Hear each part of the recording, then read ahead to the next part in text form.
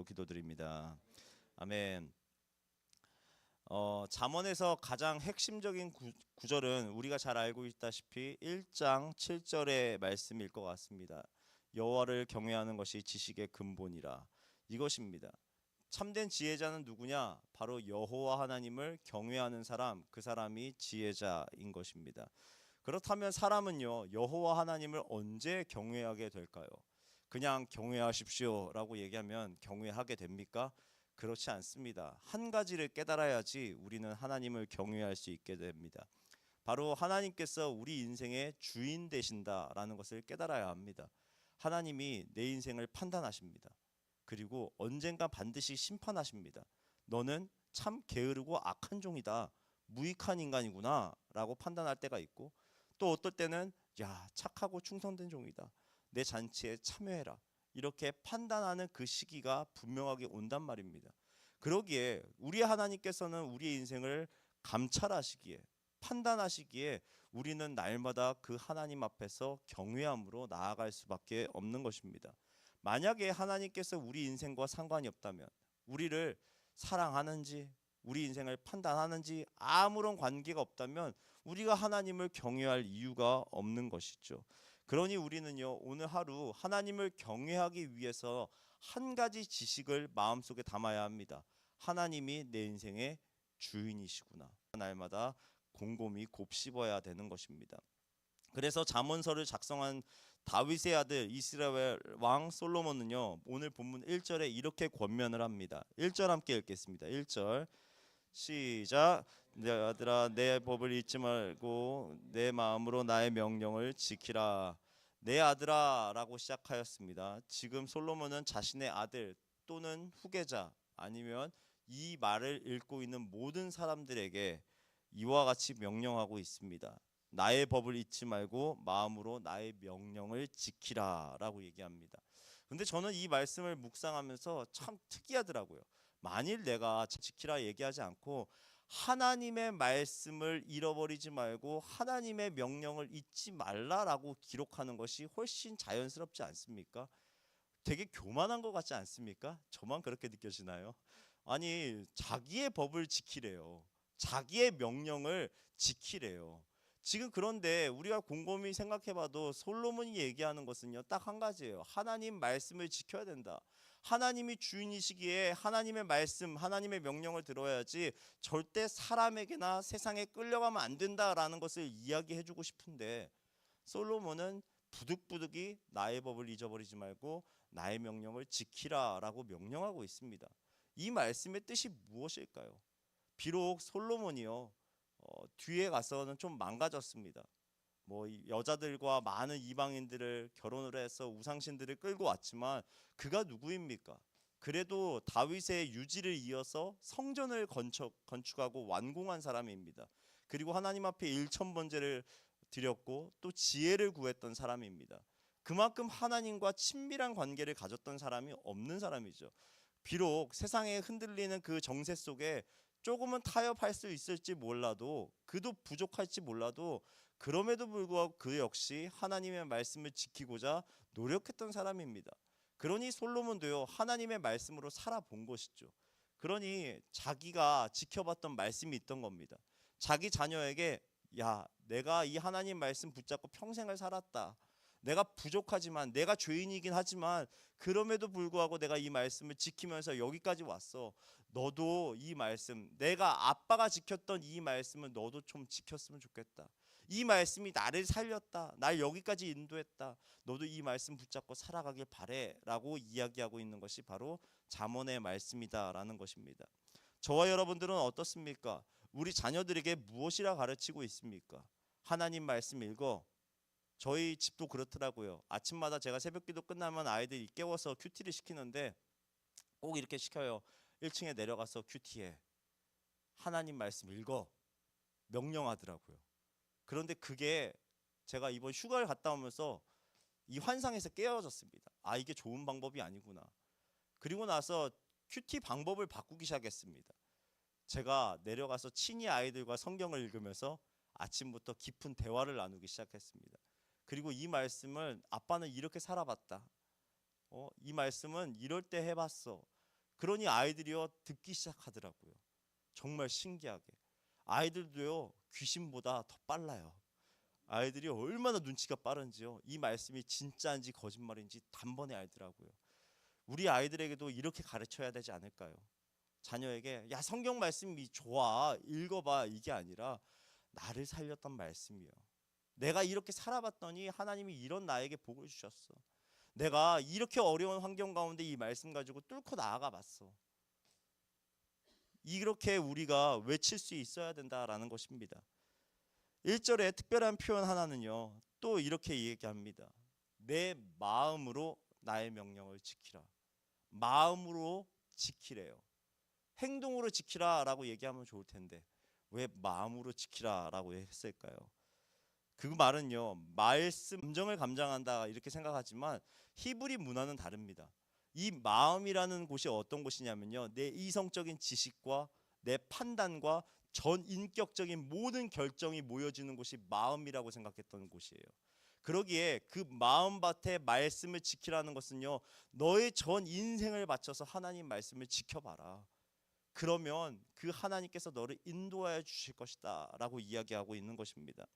만약에 우리가 그 하나님 말씀을 마음속에 심어서 그 지혜에 따라서 행동하게 되면 어떤 결과를 만들어내게 되느냐, 바로 2절입니다. 우리 2절로 한번 넘어가겠습니다. 2절 시작. 그것이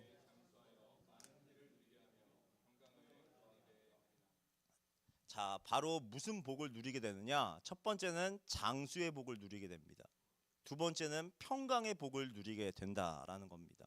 하나님 말씀대로 사시면요, 여러분들 장수하실 수 있습니다. 안 믿으십니까? 하나님 말씀인데 긴가민가 합니다. 네, 하나님 말씀대로 살면 평강을 얻게 됩니다. 그런데 참 성경 말씀 아멘이 쉽게 나오지 않는 이유는요. 하나님 말씀대로 살아봤는데 예수님 잘 믿어봤는데 단명하는 사람들이 있더라고요. 그렇지 않습니까? 우리가 성경을 실족하게 돼요. 그렇다면 성경이 우리에게 거짓 약속을 하고 있다는 걸까요? 그건 아닙니다. 성경이 말하고 있는 장수의 개념을 우리가 분명하게 알아야 합니다. 여기서 말하는 장수라는 것은요, 그냥 단순히 오래 산다, 100년, 200년 산다 이런 말이 아닙니다. 이 장수라는 말은요, 오랫동안 살기는 하되 육신의 강건함과 영적으로 풍요로운 삶이 동반되는 것, 풍성한 삶을 살아낸다라는 것이 바로 장수의 개념입니다. 100년 아무리 열심히 살아도 풍성하지 않으면 그건 장수가 아닙니다. 30년을 살아도 풍성한 삶이 있습니다. 100년을 살아도 풍성하지 못한 삶이 있습니다. 우리 주변에 보면 알지 않습니까? 주님은요 어떻습니까? 주님은 40살을 못 사셨습니다. 저보다 어릴 때 주님은 십자가에 못 박혀서 돌아가셨습니다. 그분은 아주 오랫동안 사셨다면 35세까지 살았고요. 적게 살았으면 33세까지 살아셨겠죠. 시편 90편 10절에 뭐라 얘기합니까? 연수는 70이요 강건하면 몇 살까지 산다고요? 80까지 산다고 했습니다. 그런데 주님은 그 반절밖에 못 사셨습니다. 그러면 우리 주님은 장수의 복을 못 누렸기 때문에 저주받은 인생일까요? 그건 아닙니다. 하나님 앞에 우리가 가치 있는 삶이 있고 가치가 없는 삶이 있다라는 거예요. 아무리 1년을 살아도요 1년을 허송세월하면서 보내는 사람이 있어요. 그 사람은요 하나님 앞에서 살 때에 아무런 가치 없는 인생이에요. 그 사람은 살아도 사는 게 아니에요. 하지만 단 하루를 살아도 하나님 앞에서 사는 사람들이 있다란 말이에요. 그 사람은요 너 하루를 충만하게 살았구나, 하루를 계산해 주시는 것이죠. 주님은 딱 3년을 공생의 사역으로 보내셨습니다. 그런데 그 3년의 삶 가운데 가장 충만한 삶, 가장 풍성한 삶으로 하나님 앞에 사셨어요. 그렇게 보면요 우리 주님은요 이 세상에서 가장 장수하신 분이에요. 3년 안에 이 세상에 어떠한 자도 이루지 못한 일을 3년 안에 이루었거든요. 그분의 시간과 우리의 시간이 달랐기 때문에 우리는 장수의 개념을 이렇게 이해해야 돼요. 그래서 이 말씀을 신약 성경에서 무엇이라 얘기해요? 세월이 약하다. 세월을 어떻게 하라고요? 아끼라라고 얘기했어요. 이거랑 똑같은 말씀이에요. 똑같이 하루를 살아도요 형편없이 1분도 제대로 못 사는 사람이 있고 하루를 충만하게 사는 사람이 있다란 말이에요. 그러면 여러분들은 정말 장수하는 사람들이십니까? 제가 지금 이제 거의 40년 살았거든요. 거의 40년. 그런데 저는 곰곰이 생각해 보니까 40년 중에 정말 하나님 앞에 의미 있게 산 삶이 몇 년이나 될까? 그렇게 오래되지 않더라고요. 잠자는 시간, 밥 먹는 시간 빼고, 내가 쓸데없는 일 하는 시간 빼고 하니까 하루에도 몇 분이나 하나님 앞에 정말 의미 있고 가치 있는 삶으로 드리는가? 나는 정말 단명하는 사람이구나 라는 것을 철저하게 깨달을 수밖에 없더라고요. 그래서 저는 여러분들이 정말 장수하셨으면 좋겠어요. 이 말씀에도 아멘이 안 나오네요. 장수하실 수 있길 바랍니다. 하나님 앞에서 정말 가치 있는 삶으로 살아내시면서 장수하십시오. 그리고 하나님이 기억하시는 삶을 살아내실 수 있길 바랍니다. 그게 진짜 장수의 복입니다. 하나님 말씀대로 살면요, 하나님이 기억해 주세요. 야, 정말 정말 가치 있는 삶을 살았구나. 그리고 나서 두 번째 얻을 수 있는 복이 무엇이냐? 평강입니다. 이 평강은 샬롬입니다. 샬롬. 우리가 잘 알고 있는 피스와 동일한 단어인데, 샬롬은 정확하게 말하면 그냥 피스가 아니죠. 그냥 평화 있어라 라는 말이 아니라 우리나라 말로 정말 잘 번역할 수 있는 단어는 안녕입니다. 안녕. 안녕하십니까 할 때 그 안녕이요. 그 말은 무엇입니까? 육체도 충만하고 영도 충만하고 혼도 충만한 그 완벽한 단계로 나아갈 수 있다라는 겁니다. 문제와 고난이 성도에게 분명히 찾아옵니다. 그럼에도 불구하고 하나님 말씀을 붙잡고 사는 인생은요, 그 지혜자는요 샬롬을 누리게 되어 있습니다. 왜 그렇습니까? 하나님께서 내 인생을 아신다라는 것을 알기 때문에 그래요. 내가 고난이 찾아와도 환난이 찾아와도 하나님이 내 인생의 주인이신데 하나님이 책임져 주시겠지. 이것을 깨닫는 자는요 절대로 당황하거나 요동하거나 낭망하지 않게 되는 것입니다. 하나님께서 우리 인생을 책임져 주십니다. 때로는 고난이 찾아옵니다. 비즈니스가 망할 것 같은데, 육체가 내 망가지는데, 관계가 깨어지는데, 이러다 내 인생이 망하는 거 아닌가? 그거 절대로 그런 음성을 들으면 안 됩니다. 그 사단이 주는 음성이에요. 하나님께서 약속해 주세요. 비즈니스가 망해도 우리 인생은 망하지 않습니다. 우리 건강이 망가져도 우리 인생은 망가지지 않습니다. 우리가 관계가 조금 흩어져도 절대 우리 인생은 망가지지 않습니다. 왜 그렇습니까? 하나님께서 우리 인생의 주인이시기에 하나님이 우리 인생을 붙들고 있는 인생은요 절대 망하는 법이 없습니다. 심지어 죽음조차도 우리 인생을 망하게 하지 못합니다. 왜 그렇습니까? 우리 죽음 이후의 삶이 우리에게 주어졌기 때문에 그렇습니다. 하나님만이 우리 인생에 주권을 갖고 있는 줄 믿습니다. 그러기에 우리는요 끊임없이 하나님을 바라봐야 돼요. 그래서 3절에 솔로몬은 이렇게 또다시 이야기합니다. 인자와 진리가 내게서 떠나지 말게 하고 그것을 내 목에 메어 내 마음판에 새기라. 인자와 진리를 끝까지 붙잡아야 된다. 평강을 지키기 위해서는요 우리가 붙잡아야 되는 건 무엇이냐? 인자와 진리예요. 인자는 히브리어로 찾아보니까 헤세드예요. 우리가 잘 알죠. 헤세드. 교회 조금 다니시면 헤세드란 단어는 많이 들어보셨을 거예요. 하나님의 끝없는 사랑과 은혜 이런 것들이시죠. 그리고 진리는 에메트입니다. 그런데 이 인자와 진리는요 한 단어 한 단어 따로따로 볼 것이 아니라 약간 수거처럼 봐야 됩니다. 인자와 진리. 인자는요 하나님의 변치 않는 사랑이라면 진리는 진실된 것 그리고 변함없는 진리라는 뜻을 갖고 있습니다. 그래서 이 두 단어를 함께 합쳐보면요 이런 겁니다. 하나님의 결코 변하지 않는 진실된 사랑이다라는 거예요. 우리가 세상 가운데 살아가면서 얼마나 힘들고 낙심할 때가 많아요. 신앙생활 하면서도요 요동하는 사람들 많이 봐요. 교회 20년 30년 다녔다고 해서 그것이 답이 아니더라고요. 그런데 그럼에도 불구하고 흔들릴 때가 있지만 우리가 끝까지 붙잡아야 될 것은 무엇이냐?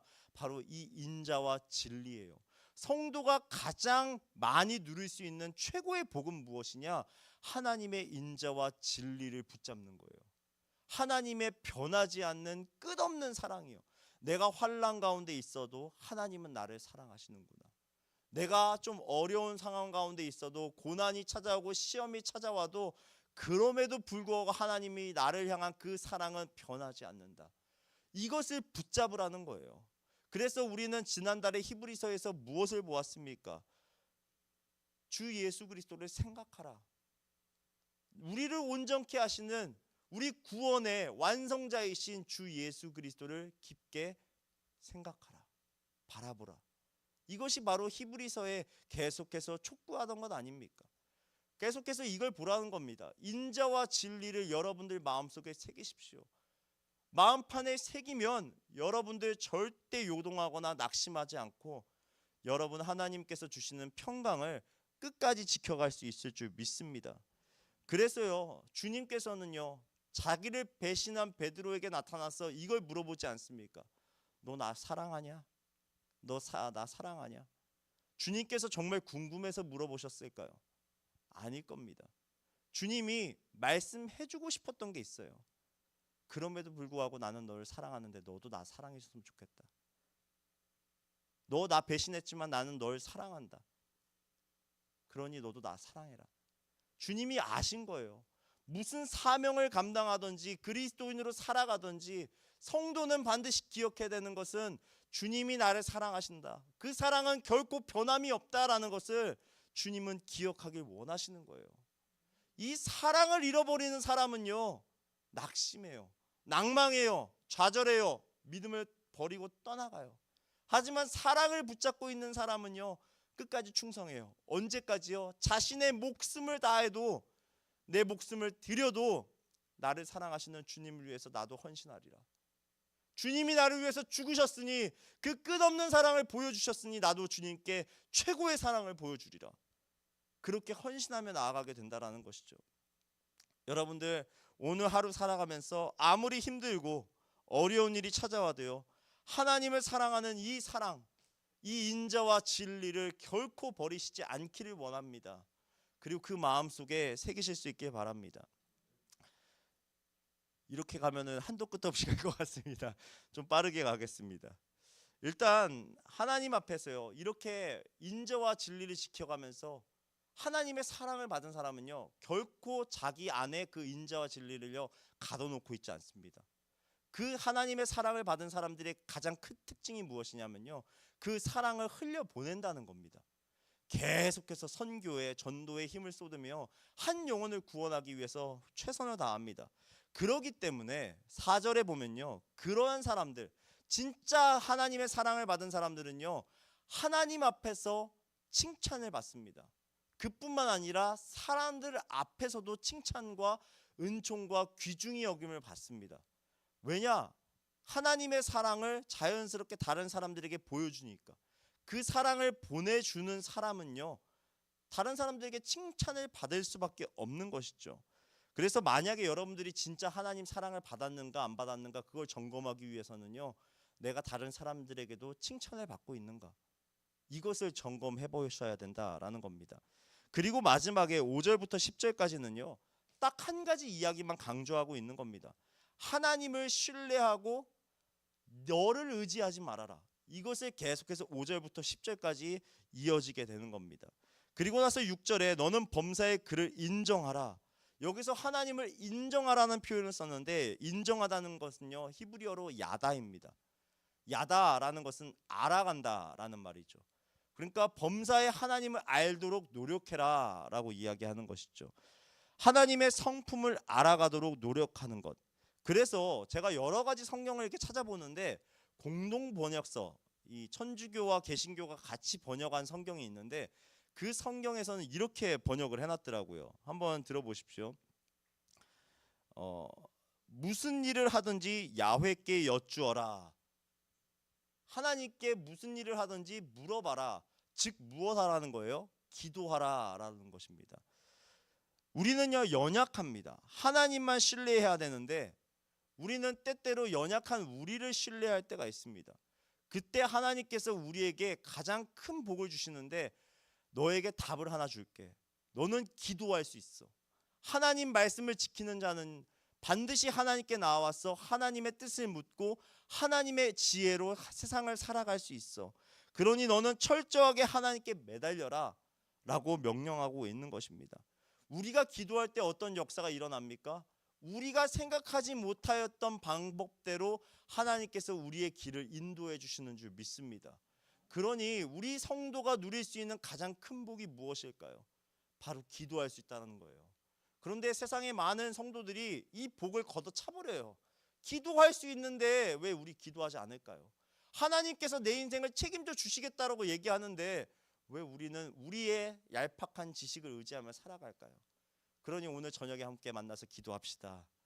아멘. 네, 감사합니다. 그리고 마지막 9절 10절 보고 마치겠습니다. 9절에 내 재물과 내 소산물의 처음 익은 열매로 여호와를 공경하라라고 이야기합니다. 물질을 통해서 하나님을 공경하라고 명령합니다. 하나님을 사랑하고 경외하는 자는요, 단순히 말로만 하지 말고 마음으로만 하나님 사랑하지 말고 정말 자신이 갖고 있는 물질적인 것 그리고 보여지는 삶을 통하여서 하나님 앞에 올려드려야 된다. 하나님을 공경해야 된다라고 얘기하는 것입니다. 가장 귀한 것, 가장 처음 것, 그리고 처음 것은 어떤 의미냐? 대표성을 가지고 있습니다. 처음 것을 드린다라는 것은요, 자신의 모든 것을 하나님께 드립니다라는 것을 상징하는 것입니다.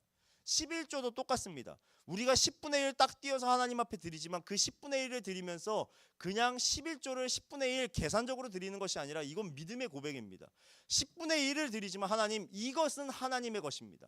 나머지 10분의 9도 하나님의 것이기에 이 물질이 하나님께로부터 왔고 이 모든 것은 하나님께서 부어주신 것이고 나는 청지기일 뿐입니다 라는 믿음의 고백을 통하여서 11조를 드려지는 겁니다. 그래서 이 잠언의 말씀은 무엇을 강조하느냐? 너의 물질의 주인이 누구인지 반드시 깨달아야 된다라는 것이죠. 성도가 누릴 수 있는 최고의 복은 무엇이냐? 하나님이 내 인생을 책임져 주신다는 것을 물질을 통해서 깨닫는 거예요. 11조를 드리면서 처음 소산물을 드리면서 하나님이 나를 먹고 살리게 하시는구나. 내가 조금 비즈니스가 안 돼도 내가 조금 돈벌이가 안 돼도 지금 당장에 다음 달에 어떻게 살아가야 될지 모를지 몰라도 11조를 드림을 통하여서 이렇게 살게 하신 하나님께서 앞으로도 내 인생을 책임져 주시겠지. 이 신뢰하면서 나아갈 수 있는 것이 바로 이 확신이 우리 성도들이 누릴 수 있는 최고의 복이라는 것입니다. 그런 인생은요, 10절의 마지막 고백을 드립니다. 창고가 가득히 차고 포도즙 틀에 새 포도즙이 넘치리라. 결국에 성도가 고백할 수 있는 건 무엇입니까? 하나님이 내 인생을 책임져 주신다. 이 확신을 갖고 사는 겁니다. 그 인생 가운데 두려움이 있겠습니까? 하나님이 내 인생을 붙잡고 계신다는데 어떻게 두려워합니까? 다음 달 렌트비 어떻게 냅니까? 하나님이 책임져 주시겠죠. 다음 달 모기지 어떻게 냅니까? 하나님이 책임져 주시겠죠. 아멘이 안 나오십니까? 아멘입니다. 다음 달 우리 어떻게 먹고 살까요? 하나님이 책임져 주시겠죠. 책임져 주시고 부어 주시겠죠. 이 믿음을 가지고 살 수 있는 것, 담대하게 세상 가운데 그거 없어도 돼, 나 그거 가지고 타협 안 해 라고 이야기할 수 있는 것, 세상을 능력 있게 승리하며 살아갈 수 있는 것, 이것이 바로 성도가 누릴 수 있는 최고의 복인 줄 믿습니다. 그렇게 복을 누리시면서 살아가실 수 있게 바랍니다. 하나님이 내 인생의 주인 되시는 것, 이것보다 더 큰 복은 없습니다. 그 복대로 살아가실 수 있는 저와 여러분 되기를 주님의 이름으로 축원해 드립니다. 자, 우리 함께 이 말씀을 기억하면서 우리 함께 찬양